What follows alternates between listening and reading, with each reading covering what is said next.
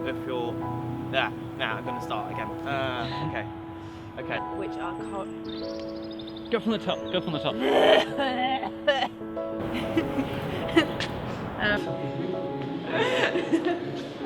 just trying to think about what to say now. I had it all planned and now it's gone.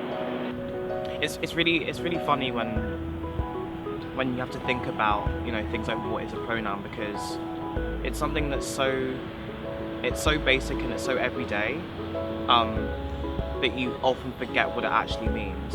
a pronoun is something that you use to refer to someone else that isn't their name.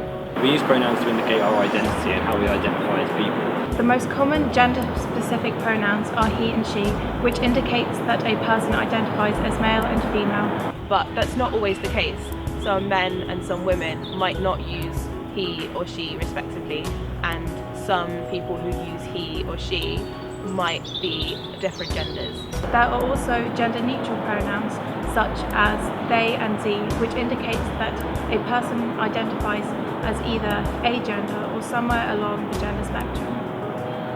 So why are pronouns so important? Well, we use them in everyday life, in everyday conversation all the time, so it's very easy to overlook why it's something that needs to be pointed out. Pronouns are a very important and integral part of an individual's identity. It's something most people don't ever have to think about and take for granted. It's important to get pronouns right because every day people who are in the LGBT community deal with different discriminations and different ways of how they identify and often misgendered or not represented in the right way. If you use the right one, it will make someone feel really good because you're accepting who they are as a person. If you misuse pronouns for someone, you're effectively thrusting upon them with an identity that they themselves do not have.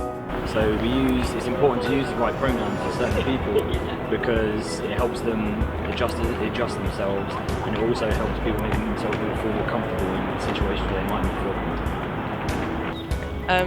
How can we respect other people's pronouns? Well, what you can do is listen when they tell you about what pronouns they use. When they tell you which pronouns they use, then just use them in everyday life, and make sure if they change which pronouns they're using, then make sure you change to use those new ones. A good way to respect people's pronouns is to use gender-neutral pronouns to start with, and then when they tell you their preferred pronoun, continue to use that pronoun from then on out. It's a good way to show respect, to show that you listen to the person, to show that you respect their identity, and show that you care about how they feel and how you want to make them feel comfortable, as well as adjusting their settings and making them feel comfortable to you. However, there will be times where you may possibly forget, or you might use the wrong one. So if you do, and that person calls you out on it, don't take it as a personal insult. Just acknowledge that was a mistake and that you will learn from it.